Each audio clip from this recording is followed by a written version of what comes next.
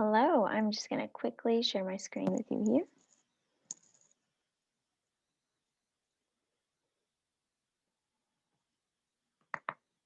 All right, my name is Catherine Fry, and this is my nursing synthesis proposal. I'm a student at Appalachian State University in the RN to BSN program.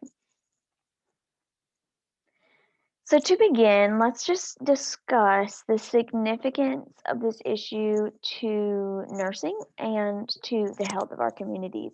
Exclusive breastfeeding is vitally important to the health of our patients and overall the health of our community. Kudo et al. Found that exclusive breastfeeding positively impacts infant health and development. They found that exclusive breastfeeding results in shorter hospital stays and less chronic health conditions moving forward throughout this infant's life.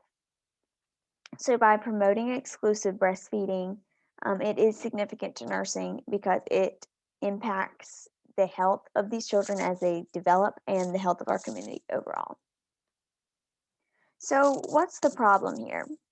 Our unit currently has an exclusive breastfeeding rate of 35%. For the Healthy People 2030 goals, the Office of Disease Prevention and Health Promotion desire a 42.4% exclusive breastfeeding rate by that year, 2030.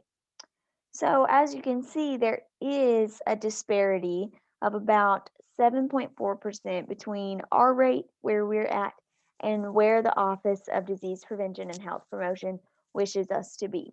So in order to promote exclusive breastfeeding the best we can, we've got a little bit of work to do. So what's our goal here?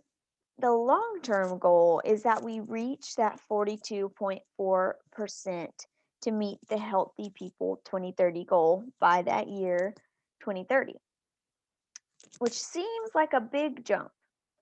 But the truth is, if we increased our rates by just 1% each year, by the year 2030, we would actually exceed that goal. So, therefore, our short-term goal is to take this issue in little bite-sized pieces and increase from 35% to 36% from 1 year from implementation of this program. So I'm just briefly going to touch on the literature, what the literature says about this issue and increasing exclusive breastfeeding rates and what the evidence shows is effective at that. So Ching Sui found that implementing skin to skin after birth, 24-hour rooming in, and comprehensive perinatal education increased exclusive breastfeeding rates. Sang et al. Found that implementing prenatal education with a strong focus on self-efficacy increased exclusive breastfeeding rates in the hospital setting. Lowry et al. Found that implementing a afternoon quiet time improved exclusive breastfeeding rates in these busy maternal units. Jekate et al. Found that mothers that delivered by cesarean section and mothers that were diagnosed with gestational diabetes had more issues with exclusive breastfeeding. So they stated that with this knowledge of which mother-baby dyads are predisposed to breastfeeding issues, we can be better prepared and focus lactation consulting and energy on helping these mothers particularly. So Naroe et al. Discussed how motivational interviewing can benefit breastfeeding mothers by improving and facilitating that self-efficacy and self-confidence that they found was so vital to breastfeeding success.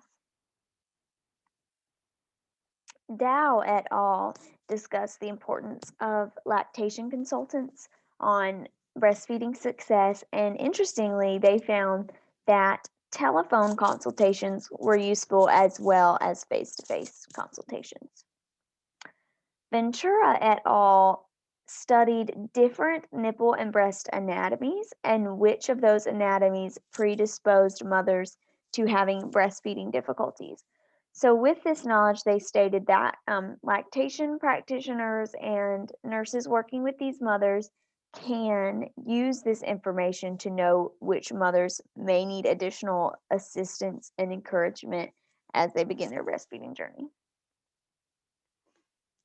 Kim et al. Discussed the importance of the Baby Friendly Hospital Initiative on exclusive breastfeeding, and they discussed how important it was that staff be trained about breastfeeding and about the Baby Friendly Hospital Initiative.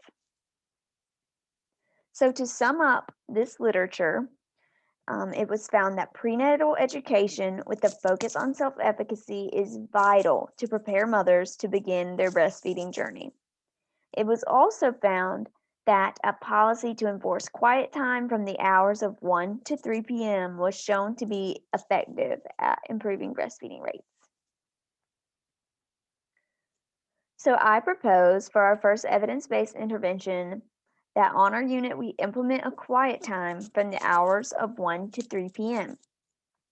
This would be implemented by a change in the unit policy and practice and would include limiting visiting hours during this time frame. This would be enforced by nurses and other staff on the unit, as well as an overhead announcement announcing the limitation of visiting hours, as well as signs making families and patients aware of the practice. For the second evidence-based intervention, I suggest that we increase perinatal breastfeeding education. This would be implemented by creating and distributing pamphlets. These pamphlets would have simple, potent educational information about the importance of breastfeeding and simple tips. The pamphlet would also include a clear invitation to the hospital's breastfeeding education class. These pamphlets would be distributed to all pregnant mothers at the local obstetrician offices. And as I said, they would include the invitation to the breastfeeding class, and the focus of these breastfeeding education classes will switch to focus more on self-efficacy, as that was found in the evidence, to increase exclusive breastfeeding rates. So in conclusion, it is important to remember how vitally important exclusive breastfeeding is and why it is significant to nursing that we increase exclusive breastfeeding rates on our unit. This goal, our long-term and short-term goal, can be achieved by implementing evidence-based interventions in our workplace. Here are my references.